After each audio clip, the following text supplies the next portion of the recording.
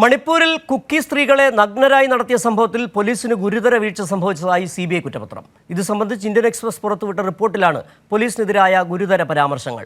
കുറ്റകൃത്യം നടക്കുമ്പോൾ പോലീസ് സംഭവസ്ഥലത്തുണ്ടായിരുന്നുവെന്നും ഇരകൾ സഹായം അഭ്യർത്ഥിച്ചിട്ടും പോലീസ് തയ്യാറായില്ലെന്നും CBI കുറ്റപത്രത്തിൽ വ്യക്തമാക്കുന്നു.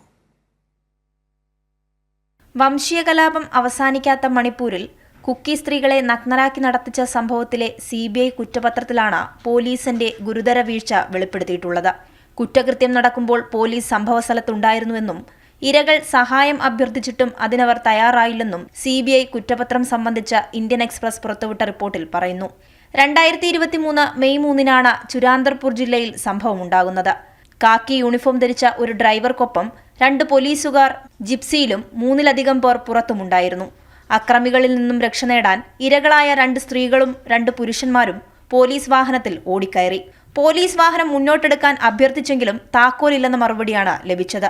അക്രമികൾ കൂട്ടത്തിലുള്ള ഒരാളെ മർദ്ദിക്കാൻ തുടങ്ങിയിട്ടും പോലീസ് കണ്ടഭാവം നടിച്ചില്ലെന്നും കുറ്റപത്രത്തിൽ സൂചിപ്പിക്കുന്നു.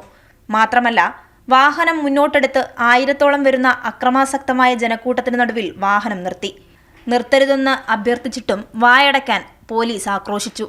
അക്രമികൾ കൂട്ടത്തിലെ ഒരാളെ പോലീസിന് മുന്നിൽ വെച്ച് മർദ്ദിച്ച് കൊലപ്പെടുത്തി. പിന്നാലെ വൻ ജനക്കൂട്ടം 2 സ്ത്രീകളെയും 2 പുരുഷനെയും വലിച്ചു പുറത്തിട്ടു. ഇരകളെ അക്രമി സംഘത്തിന് മുന്നിൽ വലിച്ചെറിഞ്ഞ് പോലീസ് കടന്നുകളയുകയായിരുന്നു. സ്ത്രീകളെ ക്രൂരമായി മർദ്ദിക്കുകയും വസ്ത്രം വലിച്ചുകീറി നഗ്നരായി നടത്തിക്കുകയും ചെയ്തതായി കുറ്റപത്രത്തിൽ പറയുന്നു.